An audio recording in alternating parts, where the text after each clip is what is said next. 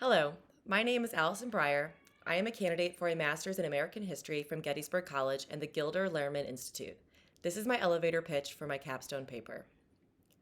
My research question for the capstone paper is, did Abigail Adams have a political philosophy? My tentative answer is, yes. Abigail Adams had a political philosophy that resembled that of her female and male counterparts. By acting on these political beliefs, she helped to mold the outcome of the Revolution and early Republic. What I want to learn by answering this question includes, what did Abigail Adams believe about the role of government?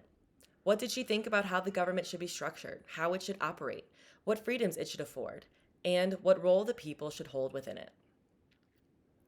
How did these beliefs compare and contrast to those of her male contemporaries? How did these beliefs compare and contrast to her female contemporaries? Why is it important to focus on a woman's political philosophy during the Revolution and early Republic when it was a time when women had little to no actual political power? How do historians define political philosophy? How did Abigail Adams act on her own political philosophy? How did she view the role of women in politics? And even though Abigail did not publish her thoughts, rather she wrote them primarily into letters, do the thoughts conveyed in the letter still constitute a political philosophy? Because building on that, does one have to publish their political beliefs and impact others with them in order to call it a political philosophy? This is an important historical research question to answer because historians and political scientists have dedicated many hours and pages to the political philosophies of the Founding Fathers. Thus, a rich catalog of how the political beliefs of important men impacted the Revolution and early Republic exists. However, the historical record lacks literature that focuses specifically on the political beliefs of women. There is a lot written about Abigail Adams. However, there is a gap in literature that gives singular focus to her political beliefs. I believe this delegitimizes her as an influential political actor of the Revolution and early Republic. It is important to give her political thoughts credit. Why?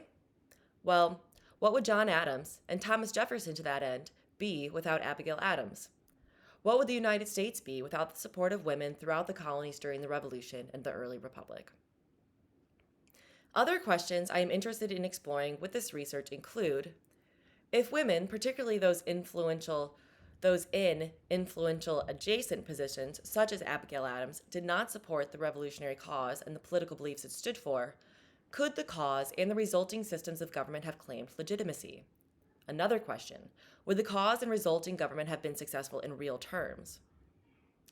Even though women did not have real power, i.e., voting or serving in public office, they did have ways of exerting influence, such as how they raised their children, how they decided to spend money, and the extent to which they served as a soundboard or support for their husbands.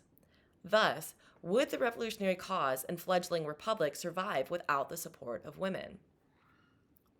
It is difficult to prove a negative, I understand this, and many of the questions listed above as additional wonderings would require me to do so in order to answer them.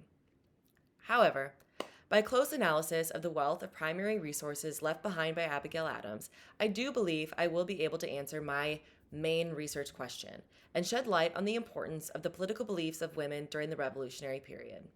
In answering this main research question of, did Abigail Adams have a political philosophy? I intend to legitimize the political thoughts of women of the Revolutionary period by allowing those thoughts to stand on their own. Thank you for your time today. I appreciate your feedback. I look forward to moving forward with this research. And if you heard my children screaming in the background, well, that's just what my life is like. Thank you very much.